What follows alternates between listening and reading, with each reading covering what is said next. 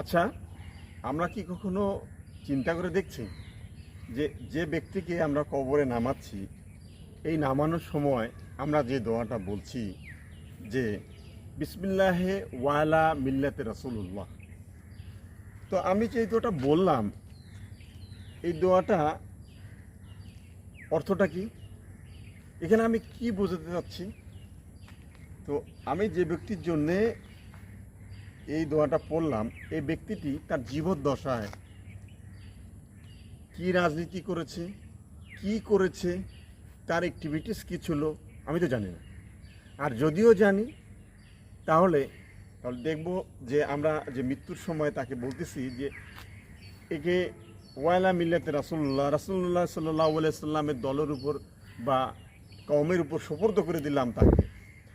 তো আসলে তার জীবদ্দশায় রাসূল সাল্লাল্লাহু আলাইহি সাল্লামের যে আদর্শের কথা শুনলে, রাসূল সাল্লাল্লাহু আলাইহি সাল্লামের যে আদর্শ, যে দিন প্রতিষ্ঠার যে আন্দোলন, এর কথা শুনলেই সে তার অপোজিট পক্ষে গিয়ে অবস্থান নিত, লাঠি ধরে বেরোতো যে যারা এই ইসলামী আন্দোলনের কথা বলছে, রাসূল সাল্লাল্লাহু আলাইহি সাল্লামের আনুগত্যের কথা বলছে, তার বিরুদ্ধে।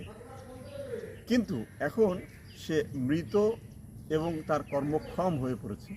এখন আমরা বলছি যে ওয়ালা মিল্লাতে রাসূলুল্লাহ, যে রাসূল সাল্লাল্লাহু আলাইহি সাল্লামের দলভুক্ত আমরা তাকে করে দিলাম।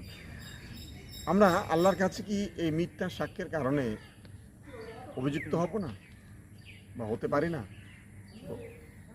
আমরা আমাদের জীবদ্দশায় আমরা যদি এই নিয়ে সচেতন না হই, আমার মৃত্যুর পরেও তো আমাকে কবরে রাখা হবে, তখনও সেই দোয়াটাই পড়া হবে। তো আমরা কখনো কি বিবেচনা করে দেখেছি যে আমরা কি করছি? রাসূল সাল্লাল্লাহু আলাইহি সাল্লাম কী জন্যে এই পৃথিবীতে এসেছিলেন? তার আদর্শ বাস্তবায়নের জন্য আমরা কতটুকু কাজ করতেছি? অথচ মহান রাব্বুল আলামিন পবিত্র কোরআন মাজিদে বলেছেন, লাকাদ কানা লাকুম ফি রাসূলিল্লাহি উসওয়াতুন হাসানা। রাসূল সাল্লাল্লাহু আলাইহি সাল্লাম হচ্ছে তোমাদের সর্বোত্তম আদর্শ। কিন্তু আমরা এই আদর্শের অনুসন্ধান কি করছি? আমরা নিজেকে কি পরিশুদ্ধভাবে আল্লাহর রাসূল সাল্লাল্লাহু আলাইহি ওয়াসাল্লামের আনুগত্যের জন্য আমরা নিজেকে তৈয়ার করতে পেরেছি?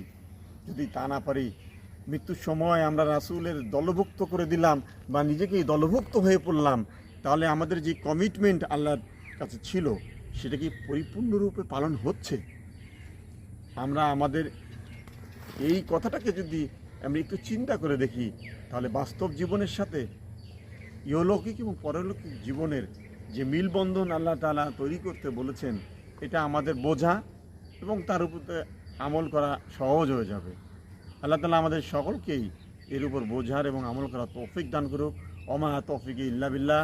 আসসালামু আলাইকুম ওয়া রাহমাতুল্লাহি ওয়া বারাকাতুহু।